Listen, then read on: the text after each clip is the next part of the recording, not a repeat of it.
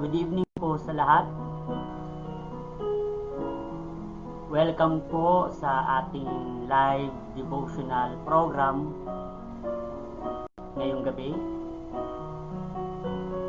My beloved brothers and sisters in Christ mula Luzon, Visayas at Mindanao.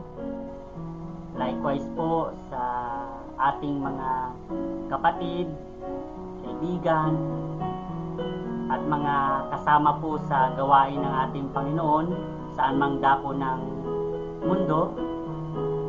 Magandang gabi po. May the grace of God comfort you kung ano man po ang inyong mga sitwasyon ngayon. I know and I always believe that the presence of God will always lighten whatever burdens that we are carrying now. So, sa pamagitan po ng ating pakikipag-ugnayan sa Panginoon, mula po sa kanyang mga salita, sa mga oras na to, magkakaroon po tayo ng renewal o refreshment po sa ating mga spiritual na buhay. So, welcome po. It is a joy to gather together, kahit po virtually lang, in spirit for this time of devotion. And there's nothing great than to reflect on God's Word. To start with, magsimula po tayo sa pamagitan ng pagdarasal. Our great God and loving Father, we come before you with grateful hearts. Nagpapasalamat po sa mga privileges na iyo pong ipinagkaloob sa amin ay iyong mga anak. Thank you, O God, sa buong maghapon, sa mga gawaing amin pong ginawa. Salamat sa kalakasan. Thank you, Lord, even for this opportunity that we were able to gather again virtually to study your word. We ask for your guidance and enlightenment as we dive into the depths of your scripture. Open our hearts and minds to receive your truth. Guide us through your Holy Spirit within us. Forgive us of our sins. In Jesus' name we pray. Amen.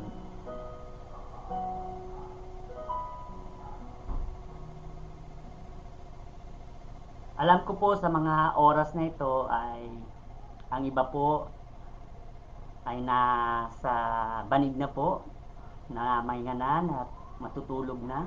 Ang iba po ay naghahanda pa lang sa pagtulog. Maaari ang iba ay kumakain pa. So, anuman po ang inyong ginagawa, kung naririnig pa po ninyo ito sa mga sandaling ito, be with me, join me as we meditate po sa mga salita ng Diyos.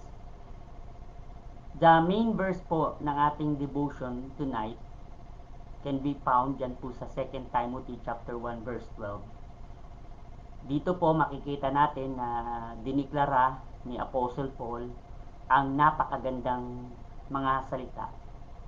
And I know that these words will help boost our confidence levels as we continue serving the Lord in various capacity po, at kung saan man po tayong iglesia nabibilang ngayon, nabapatid ko po na ito ay isang paraan ng Panginoon para po mas lalo pa po tayong lumakas at maging masigasig sa paggawa po ng kanyang mga gawain, lalo na sa darating na bukas. Atin na naman po siyang sasambahin at pupurihin sa ating pong pagtitipon-tipon sa ating mga iglesia. So the word of God says in 2 Timothy chapter 1 verse 12. It says, "For I know whom I have believed, and I am persuaded that he is able to keep that which I have committed unto him against that day." Na-experience mo na po ba ang moment na nagkaroon ka ng doubt? Alam ko po, hindi na ito kailangang itanong dahil natural na po sa tao. Either you are a child of God or you don't have yet God in your life, dumadaan po tayo sa moments of doubt. Yung bang nagkakaroon tayo ng uncertainty sa ating mga ginagawa. Kadalasan po, nagdadalawang isip na po tayo na ituloy yung pong naumpisahan natin. Tama pa ba na magpatuloy ako sa gawain ito? Okay pa ba? Nasa right track pa ba ako?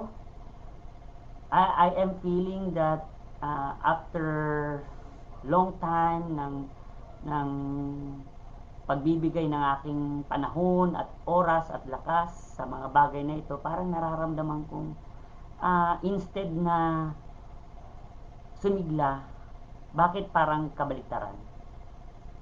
So, I am referring to our common experiences. Lalong-lalo na po dyan sa tinatawag nating buhay Kristiyano. We experience doubt and uncertainty in our faith journey. Now, ang question, every time we encounter this doubt and uncertainty sa buhay po natin, ano po ang ginagawa natin to overcome this? Ano po ang paraan natin para matalo natin tong ganitong pakiramdam? Kasi alam naman po natin na ang mga bagay-bagay na ginagawa natin sa Panginoon ay siyempre ginagawa natin dahil ito'y bukal sa ating pong kalooban. We do it, whatever work it is, ano man po ang part natin sa iglesia, maging tayo po ay gumagawa ng sinasabi nating malakihan na tipo ng ministry o yung tinatawag nating minimal lang, kaunti lang. Pero, ladies and gentlemen of God, in the eyes of God, little or big sa mata natin na gawain, still the same po yan para sa Panginoon. Now, regardless po kung gaano kagaano kabigat ang ating ginagawa sa kanyang ministry, still we experience uncertainties and doubts in every steps that we take in our Christian journey. So, try to imagine po, kapag ikaw ay nakasakay sa isang barko, tapos nandoon ka sa kalagitnaan ng laot, biglang may malakas na bagyong dumating. So, what will you do? Common na po na reaksyon ng tao ay magpanik, magugulumihan. Katapusan na ba to ng buhay ko? Aba, ang lakas na ng hampas ng bagyo, parang tataob ng ang barko. Siguro ito na lang ang last moment ko dito sa mundo.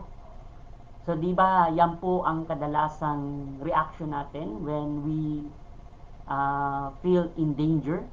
Kasi po, natural instinct na po ng tao, yung survival. Ang iligtas ang sarili. Now, why am I telling this? Because parte po ng ating pamumuhay o sa ating pong pagsisilbi sa Panginoon is yung parang nandoon po tayo sa laot. Samot-saring mga bagyo ang pinagdadaanan natin sa buhay. Ang dami po nating mga problemang kinakaharap. Para bang iniisip ng iba kapag nandiyan ka po sa ministry ng Panginoon, parang perfecto po ang lahat. But the truth is, ang dami po nating pinapasan. And sometimes, mararamdaman natin parang nakakapagod na. May mga times po sa life natin na parang natetempt tayo na, Lord, I am almost giving up. Parang hindi ko na kaya. So, that is a type of a storm na hinaharap po natin as we sail dito po sa buhay Kristiyano.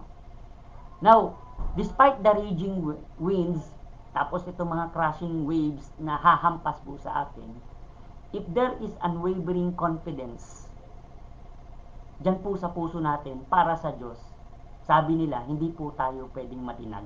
Tulad po ng pag binagyo tayo, kapag nakasakay tayo sa barko, meron po tayong tiwala na ang kapitan merong abilidad na inabigate po yung barko through the storm safely. May mga pagkakataon na parang na-experience po natin yung buhay ng mga disciples when they were in the boat with Jesus Christ. Di ba po? Hinampas sila ng ng napakalakas na hangin while they are sailing doon po sa Sea of Galilee. So ano po ang naging reaction nila? Nagsigawan. Natakot siguro kung imagine mo po ang ibang mga disciples gusto nang tumalon dahil baka lumubog sila. But one thing they forgot at that very moment. Ano po yun? In the middle of the storm, nakalimutan po nila that Jesus Christ was with them. Nandoon po, nagpapahinga sa pinakagilid po o dulo ng bangka. Minsan po sa buhay natin, kapag nakita po natin ang malaking unos, nakakalimutan natin kaagad na ang Panginoon ang naglagay sa atin dito po sa kinalalagyan natin ngayon. And He said that once we follow Him, He will walk with us throughout the way. Lalo-lalo na po kung ang ginawa nating desisyon is to put our lives diyan po sa kanyang mga gawain, sa kanyang ministry, 100% na hindi po tayo pababayaan ng Panginoon. But then again, ang sabi ko nga po kanina, every time na meron po tayong pinagdadaanan sa buhay, meron po tayong mga pasanin na kinakailangan dalhin. Sometimes po, ito ang nagiging dahilan kung bakit parang gusto na nating mag-give up. There are times na ang sakit habang nagsisilbi po tayo sa Panginoon. Unang-una, kapag nakakita ka po ng kasama mo sa iglesia na parang nanghihina ka na rin. Kapag may mga panahon na may mga kapatiran ka sa iglesia na hindi mo na nakikita, parang nadadown ka. Nagtatanong ka, Lord, what shall I do para magpatuloy sila na makasama ko sa paglilingkod sa iyo? You know, those are types of stories. And once we forgot that God is with us throughout the way, pwede tayong madala ng napakalakas na hangin at malunod tayo. So, in the same way po, our faith in Christ must be anchors. Okay? Tulad po ng pagtitiwala natin sa kapitan ng barko na hindi po niya hahayaan na lumubog tayo. So, Christ serves as our confident booster. Ibig sabihin, siya po ang magpapalakas ng ating pagtitiwala mismo sa Kanya. So, it will help us to have a secure mind and heart amidst of life storms, knowing that Jesus Christ, our God, our Savior, is always in control. Naalala ko po yung kanta ng Papuri. Sabi doon po, si Jesus ang tsuper ng buhay. Sa kanya ka sumakay, gasolina'y panghabang buhay. Biyahe mo ay sulit, pagkat patungong langit, de pwede ang sumabit. Malinaw po na sinasabi ng awitin na ito na kapag hinayaan po natin na si Jesus Christ ang humawak po sa steering wheel ng buhay natin, even gaano pa po kabaku-bako ang daan na ating pagdadaanan, maaalog tayo, pero hindi po tayo mahuhulog. Why? Because He is the one who is in control. Kapag siya po ang nakahawak sa manubela ng ating buhay, sigurado kahit po napakasigsag o long winding road ang tinatahak natin, sigurado po tayo na kahit po may mga panahon na lumuluha tayo, nasasaktan, nabibigatan na, Jesus Christ will tell us, will tap us on our back and say, everything is under control. So pagkatiwalaan lang po natin siya. Yeah, so yan po yung sinasabi ni Paul dito. So with this assurance in mind, makikita natin ano pa yung tatlong bagay na sinabi ni Paul mula po dito sa binasa nating verse that serves as his boosting means para po sa kanyang confidence. Kasi ang hirap po na magkaroon ng confidence lagi sa buhay. May mga time po na nababar down tayo. But then again, kung titingnan po natin si Paul, sa gitna po ng kanyang mga pinagdaanan sa buhay, sa hirap at bigat na kanyang pasanin, while he continues serving the Lord sa ministry, habang ginagawa niya po ang pagpapakalat ng mabuting balita sa iba't ibang parte ng mundo, nakita po natin that how he was able to withstand the test of time. Hindi po ibig sabihin na perfecto si Paul. No. May mga panahon na sobrang hinang-hina po siya. Pinagdaanan niya po lahat. But take a look on this word po na sinabi niya.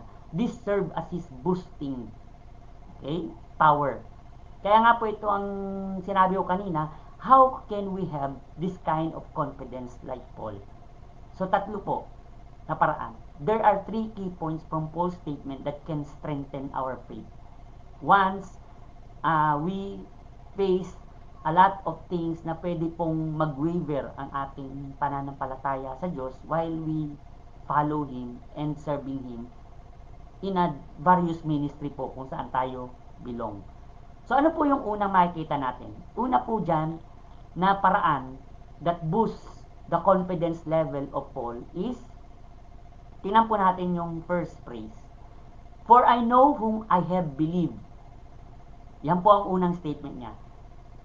So dito makikita po natin na ang unang bagay pala po, why napaka-confident ni Paul in the midst of trials and testing sa buhay niya is because, ano po sabi niya? He knows exactly whom he believes.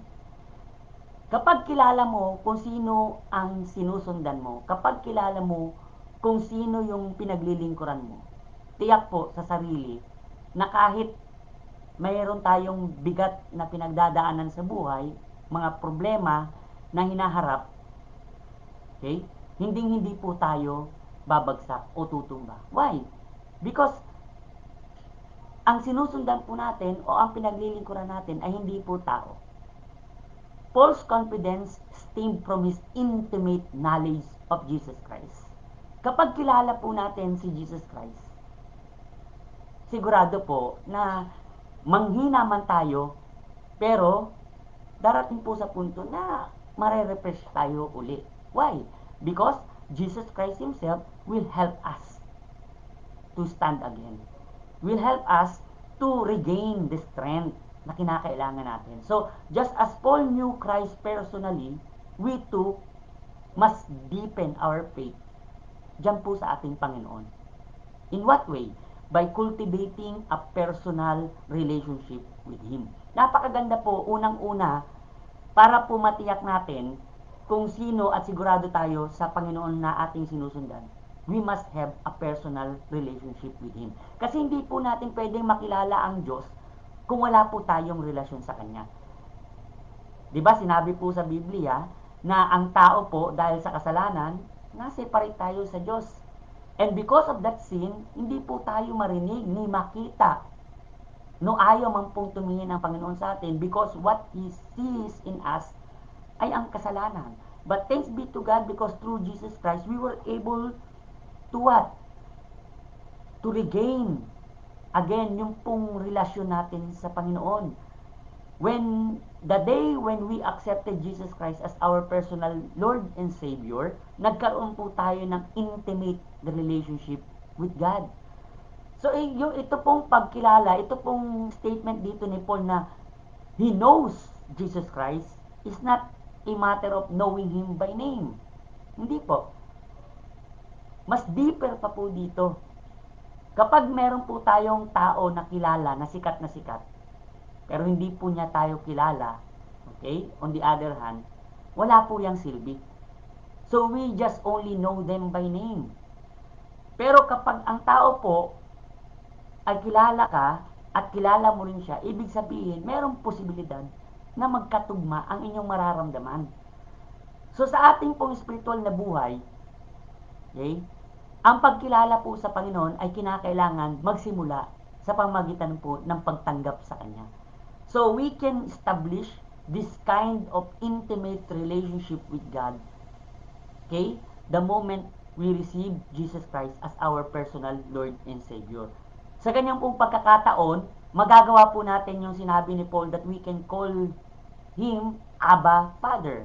Alam po natin kung anong ibig sabihin ng Abba, di po ba? It is an intimate calling sa isang persona na alam mo na related kayo. Ang hirap po siguro, napaka-awkward na may tao ka makakasalubong at tatawagin mong papa o kaya daddy or tatay na hindi naman po kayo related.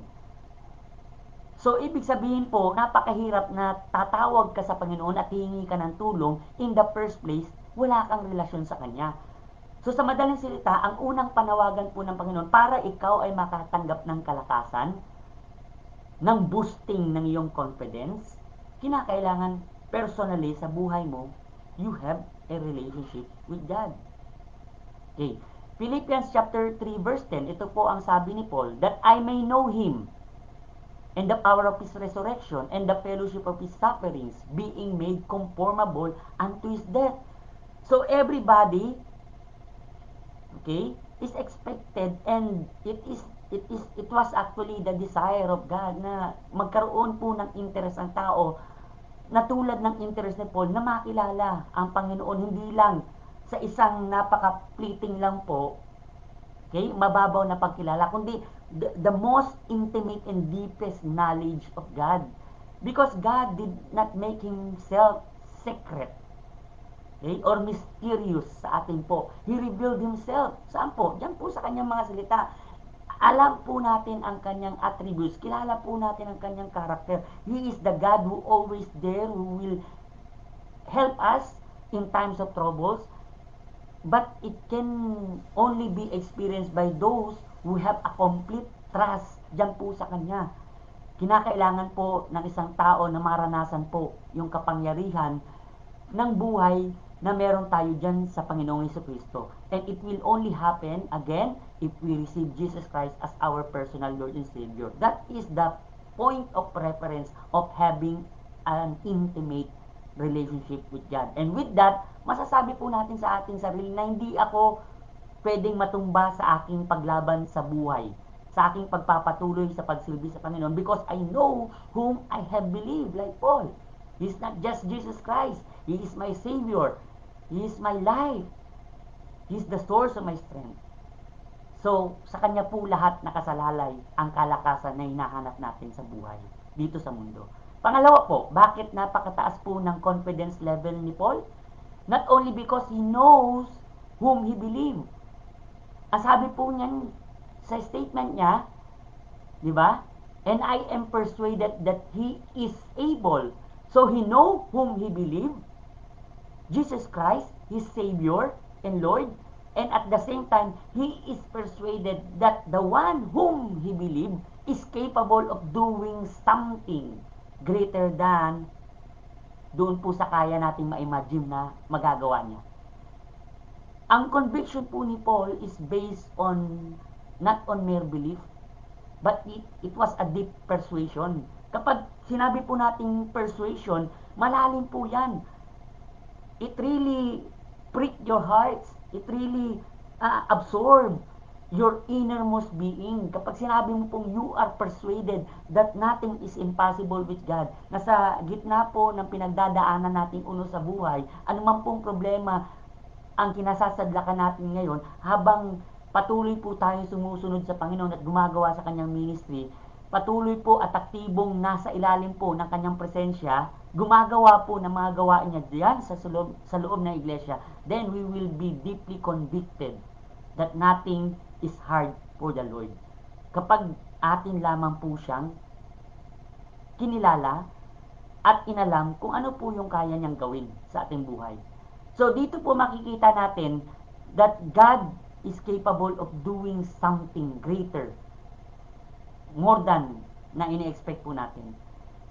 He can make anything para po sa atin. Ang problema lang po siguro kung bakit maraming mga Kristiyano ang nangihina at nagpapadala po sa kahinaan, dahil nakakalimutan po natin kung sino si Kristo at ano ang kanyang kayang gawin para sa atin. Kung nagtitiwala tayo sa ibang tao, dahil nasa posisyon sila, dahil malakas sila, dahil meron po silang kapasidad na may bigay yung mga bagay na hinihiling natin sa buhay, well, chances are, mas matindi pa po ang pwedeng gawin ng Panginoon. Okay? Kasi ang tao po, kahit may capability, pero there is 50% probability na hindi niya po kayang ibigay sa atin ang ninanais ng ating puso, ang kinakailangan nating lakas. But if we will approach the throne of God with our faith, diba? Ng buong pagtitiwala, ng buong confidence, then malalaman natin kung paano po kikilos ang Panginoon Sa mga panahon po na parang hindi na po natin alam kung paano lalabas, kapag napaligiran po tayo ng napakalaking suliranin sa buhay, hindi na natin makita kung paano to susolusyonan, then God will be able to yung hatiin, yung pong tinatawag nating spiritual Red Sea sa buhay natin. Kung nagawa niya po yan sa buhay ng mga Israelites, yung panahon na hinahabol po sila ng kalaban, at sa tingin nila ay wala na silang mapupuntahan, God made a way. And until now, yung pong abilidad at kakayahan po ng Diyos, hindi po natin pwedeng ismulin. He can do the same thing and more than that if we will just put our trust to Him. If we will just persuade ourselves na magpatuloy po na sumampalataya at maniwala sa kakayahan ng Diyos na gumawa ng mga bagay. Kahit po imposible sa ating paningin. Okay? Minsan nagda-doubt po tayo. Nagpipray po tayo. Yes, Lord, bigyan mo po ako ng kalakasan. Lord, kailangan ko po ang mga bagay na ito. Panginoon, please, help me. Pero after po ng prayer natin, pagdilat ng mata, may question ka agad sa atin, kaya bang gawin yan ng Panginoon? So, ibig sabihin, sa simula pa lang ng pagdarasal natin, mayroon na tayong doubt. Now, darating po ang isang araw, minsan, kapag hindi po natin nakita yung tugon o sagot ng Diyos sa ating dasal, ano po ang kadalasang sasabihin natin? Sabi ko na nga ba hindi ako pakikinggan ng Diyos. Well, in the first place pala, nung nagdasal tayo, hindi na tayo nagtiwala. Again, ano po ang ginawa ni Paul? Bakit napakataas ng confidence level niya? Because ang nag-boost nito is yung pong kanyang persuasion that God is able to do great things sa buhay niya. Kung naniwala si Paul niyan, then let us also believe that God is able to do something greater than we can ever imagine. Pagkatiwalaan lang po natin ang Panginoon. Pangatlo po, ano po ang sabi dito? Okay? Hebrews 10:23. Let us hold fast to the profession of our faith without wavering, for He is faithful that promise. Ang Panginoon po ay nangako sa atin na gagawin niya po lahat ng bagay na inihiling o dinidesire po ng ating puso. So, wag lang po tayong mapagod sa paghihintay. Kasi po, merong takdang panahon ang Diyos na inilaan para po sa bawat hangarin po ng ating buhay. So, lagi po nating pagkatandaan that in God, okay, nothing is impossible. Ang pangatlo po, at last na bagay na ginawa po ni Paul kung bakit napakataas po ng confidence niya sa Panginoon is not only he know whom he believes, hindi lang dahil he was persuaded that God is able to do something great sa buhay niya po, pero ang ikatlo po, he entrusted his life to Him. Kasi mahirap po yan na naniwala tayo that we know Jesus Christ, that He is our Savior, that He is our Lord, that He is the one whom we are following, na siya po ang Panginoon ng ating buhay. Pangalawa, naniniwala tayo that He is able to do something great. Pero ang pangatlo po, ang namahirap, ito po kadalasan ang failure natin. We failed to entrust our life to God, who is able to do something great. Kasi sabi po dyan, for I know whom I have believed and I am persuaded that He is able to keep that which I have committed unto Him against that day.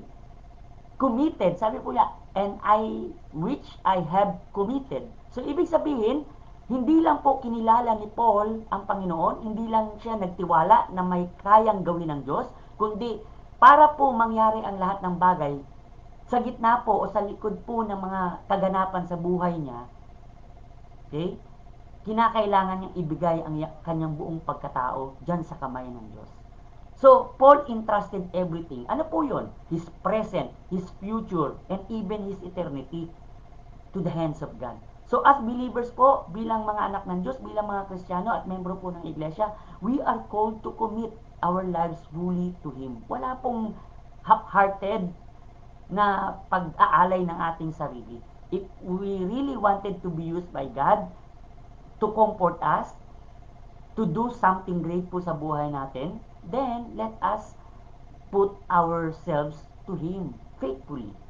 Kinakailangan pong paniwalaan natin na kapag inilagay po natin ang ating sarili sa kamay ng Panginoon, then we are always in good hands. In Psalms 37 verse 5, yan po ang sinabi, commit thy way unto the Lord, trust also in Him, and He shall bring it to pass. So ladies and gentlemen of God, wala pong magic, wala pong mystery. Sa likod po ng mga pinagdadaanan nating mga kabigatan sa buhay, patuloy po tayong inaasahan ng Panginoon na magpapagamit sa Kanya pong gawain. So, binigay na po niya lahat, pinubay niya po lahat. Itong tinatawag na booster sa ating pong confidence dyan sa Kanya. So, ang dapat lamang po natin i-recall is we need to reflect dyan po sa buhay ni Paul, because the same experiences that we are struggling right now are the experiences of Paul. Okay? But, ang maganda lang po na pinakita is Paul follow Jesus Christ and give everything to the Lord with unwavering faith. So, let us challenge ourselves to deepen our own trust in Christ. Kasi sa ganitong paraan lang po para ma-experience po tayo ng boosting sa ating pong confidence dyan sa Diyos. So, let us strive to know Christ better, intimately. We need to be persuaded that He is able to do something great sa buhay po natin. And, above all, we must entrust our lives entirely dyan po sa Kanyang will. Dyan po sa purpose niya sa buhay natin. Diba sabi po ni Paul, and all things work together for good to them who love God and to them who are called according to His purpose. So ladies and gentlemen of God, the only thing that we can do for the Lord, dito po sa buhay na meron tayo ngayon, in spite of the challenges na hinaharap natin, natural na po yan. Umiyak po tayo kung gusto natin. Alam po ng Diyos, and He will comfort us. Mapagod po tayo, pero wag po tayong hihinto. Yes, ma-discourage po tayo, pero wag po tayong mag-give up. Because we always have the sources of strength. Let us boost our confidence, our faith in the Lord. Maraming salamat po sa kanyang mga salita. Ating pong gawin lagi na comfort po ang kanyang mga pangako. Huwag po tayong panghihinaan ng loob. Huwag po tayong mawalan ng pag-asa. Huwag po tayong huwag po nating hahayaan ng puso at isipan natin ay mag-doubt at maging uncertain po sa kayang gawin ng Diyos sa ating buhay. The only thing that we need to do is to continue to commit ourselves dyan po sa kanyang mga kamay. And He will do the rest. Let us pray. Our most precious and loving Father, thank you, O God, for the great and mighty things that you have done in our lives. Salamat po, Panginoong Diyos, because every time po na lumalapit kami sa iyo, hindi po kami nabibigo, O God. Alam po namin, Panginoong Diyos, sa puso namin na Ikaw ang aming tagapagligtas. At hindi lamang po dyan nagtapos ang iyong pong pagkilos sa aming buhay. Patuloy mo po kaming ginagabayan, O God. And in the midst of these challenges, sa napakaingay po na mundo, sa mundo na puno po ng mga kapigatian, mga problema sa buhay, mga dagok na dumadating sa amin, O God, Lord, please help us. Like Paul, O God, please renew our mind in trusting you. We know, O God, whom we believe. Help us, O God, to be persuaded na nothing is impossible po dyan sa iyo. And above all, teach us to fully commit our lives dyan po sa iyong will. Allow mo po kami, Panginoon Diyos, na makita ang iyong pong purpose at pagkilos sa aming buhay. Lord, sometimes natatakpan po ang aming mga mata dahil po sa problema, pero help us, Lord, to see beyond na mga kabigatan na ito, yung pong mga pangako mo sa amin. That while we continue doing your will sa aming pong buhay, you will be with us always. Salamat po, Panginoong Diyos. At sa aming pong pamamahinga ngayon, gabayan mo po kami. I-bless mo po ang lahat ng iyong mga anak na naaabot po ng devotional program na ito. Lord, encourage us always in the faith. Strengthen us with your words and in your presence. Let your Holy Spirit always be the source of our strength. Bless us as we sleep. Cover us with your most precious blood. Thank you, Lord, for everything. Again, forgive us of our sins. This we ask and pray in Jesus' mighty name. Amen.